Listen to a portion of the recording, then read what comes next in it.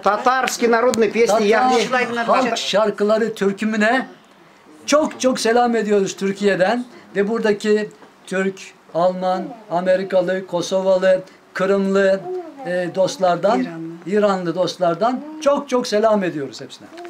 Bakıyorsunuz TÜMATA'nın konserlerin en güzel, dünyada en güzel TÜMATA'nın konserleri. Ya teşekkür ederiz. Rahmet. Tatarça kabatlarız anlasınlar deyip.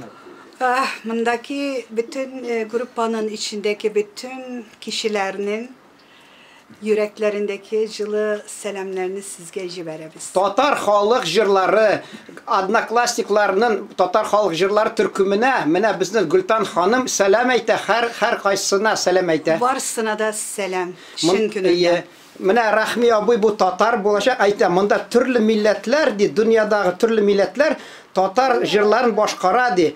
Indi Tatar bulgan kişi, bigrek de Tatar tilin, Tatar canlı kişi özünün medeniyetin, yani Türkçe kultursun bilirge tiyiş. Mene siz xuplağız indi şunu, hazır men sizni fotoğa düşürem de koyam. Oldu.